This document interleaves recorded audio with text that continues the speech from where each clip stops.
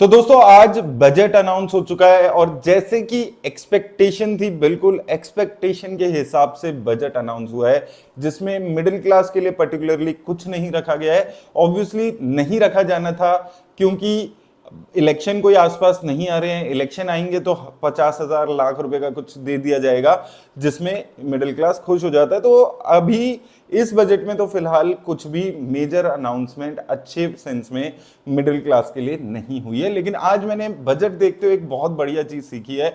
अगर कोई भी फालतू अनाउंसमेंट हो तो उस पर क्या करना है, तो आप लोगों को भी यही करना है। इस बजट को देखकर बहुत ही शानदार बजट आया है और मार्केट में एक जबरदस्त क्रैश है। ये याद रखिए, अभी फॉरेन इंस्टीट्यूशंस आज मार्केट में नहीं है। तो आज तो वो जो 3-4% का क्रैश हुआ था उसको डोमेस्टिक इंस्टीट्यूशंस, एलआईसी, इन सब ने मिलकर बचा लिया है। लेकिन कल क्या होगा मार्केट का, ये देखने वाली बड़ी बात होगी। सिक्योरिटी ट्रांजैक्शन टैक्स जो उम्मीद थी कि कम किया जाएगा, वो एफएनओ पे बढ़ा दिया गया है, लगभग डबल कर दिया गया है। कई जगह 0.02% से 0.05% कर दिया गया है। तो पहले भी ये 0.01% से 0.02% किया गया था, तो लगभग 5 गुना हो चुका है एसटीटी। अब इसका रीजन दिया जा रहा है कि हमारी जो फ्यूचर एंड ऑप्शंस की मार्केट है वो बहुत ज्यादा मैच्योर हो चुकी है, उसको अब बहुत डेप्थ मिल चुकी है, तो इसलिए उसको थोड़ा सा कम करने की जरूरत है। कुछ लोग ये बोल रहे हैं कि बहुत ही शानदार डिसीजन है ये, 90% रिटेलर्स अपना पैसा खोते हैं इसलिए ये डिसीजन लिया गया है। भाई अगर इतनी रिटेलर्स की चिंता है तो कुछ स्टॉक मार्केट का जो एलटीसीजी है, एसटीसीजी है, उसमें कुछ कम कर देते।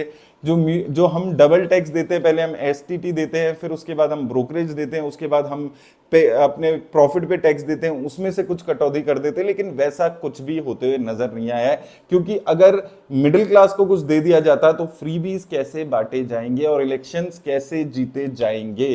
तो आज की मार्केट में वही चीज उम्मीद थी। कोई भी अगर आप देखेंगे कुछ खास आज होते हुए नजर नहीं आया है। अब ये जो एसटीटी वाला डिसीजन है, इससे गवर्नमेंट ने आपको एक चीज बोल दिया कि भैया अगर पैसा कमाना है तो इंडियन मार्केट की तरफ मत देखो, हम लोग मार्केट के लिए कुछ नहीं लाने वाले। हाँ, इलेक्शन आएगा तो हम बातें करेंगे कि आप ये शेयर खरीद लो, वो शेयर खरीद लो, इंडिया की मार्केट अगले दिन डबल हो जाएगी। लेकिन एक्चुअल में जब वो इलेक्शन जीत लिए जाएंगे उसके बाद स्टॉक मार्केट के लिए कुछ नहीं लाया जाएगा, मिडिल क्लास के लिए कुछ नहीं लाया जाएगा, कोई चेंजेस नहीं किए गए हैं टैक्सेशन में। इसका मतलब गवर्नमेंट कह रही है कि पिछले साल और इस साल में कोई इन्फ्लेशन का इंपैक्ट नहीं है। ये जो 10-10, 20-20% इन्फ्लेशन बढ़ रहा है, ये सिर्फ आपके मन का वहम है। एक्चुअल में कुछ भी दिक्कत नहीं है।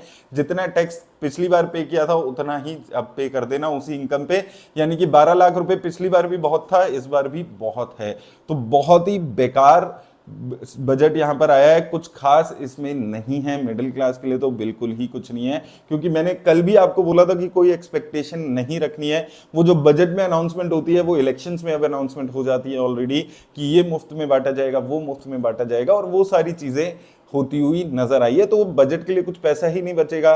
पैसा तो इलेक्शंस जीतने के लिए जरूरी होता है, बजट के लिए नहीं होता। और वैसे भी मिडिल क्लास है यार, मिडिल क्लास का टाइम पास करा देंगे। अभी कुछ न्यूज आ जाएगी कि भाई विराट कोहली ने 100 मार दिए तो मिडिल क्लास उसमें खुश हो जाएगा, कोई अच्छी मूवी आ जाएगी तो मिडिल क्लास उसमें खुश हो जाएगा।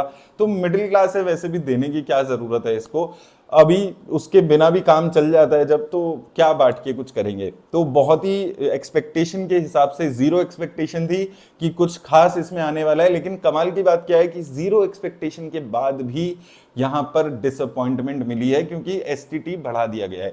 तो हमारी गवर्नमेंट कह रही है अगर आपको स्टॉक मार्केट में इन्वेस्ट करना है तो यहां पर मत इन्वेस्ट करिए भाई, अब रिटर्न्स यहां पर नहीं मिलने वाली।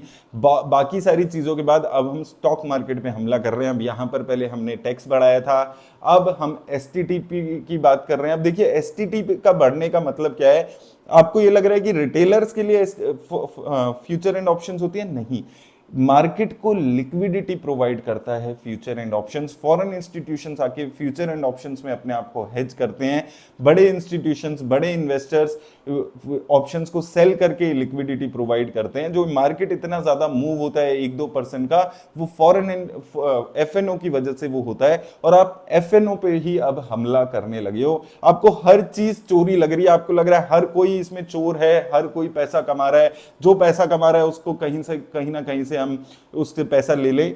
उस एंगल से चीजें नहीं चलती हैं। थोड़ा सा आपको रैशनल होकर सोचना जरूरी होता है एज अ गवर्नमेंट, लेकिन वो सब होते हुए यहाँ पर नजर नहीं आ रहा है। मैं थोड़ा सा फ्रस्ट्रेटेड साउंड कर रहा हूँ, तो मुझे लगता है कि अभी वीडियो मुझे खत्म करनी चाहिए। ओवरऑल अगर मैं समराइज करूं तो कुछ भी मिडिल क्लास के लिए कुछ नहीं है, इनकम टैक्स में कुछ चेंजेस नहीं हुए हैं, कुछ बहुत ज्यादा सस्ता महंगा होते हुए नजर नहीं आएगा आपको।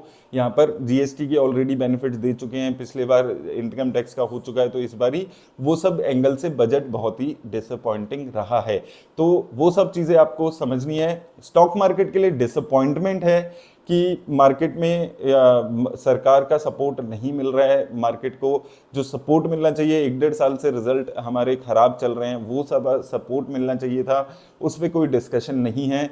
रुपये की डेप्रीसिएशन पे कोई बात नहीं हो रही है, एक्सपोर्ट के पे कोई बात नहीं हो रही है, फिजिकल डेफिसिट पे कोई बात नहीं हो रही है। बहुत ही बेकार और डिसअपॉइंटिंग बजट ये रहा है और मार्केट यहाँ से और क्रैश हो सकती है। कल बहुत बड़ा दिन रहने वाला है, फॉरेन इंस्टीट्यूशंस कैसे रिएक्ट करते हैं वो बहुत ज़्यादा इंपॉर्टेंट रहने वाला है। अभी के लिए इतना ही। वीडियो अच्छी लगी हो तो आप भी जरा कर दीजिएगा। धन्यवाद।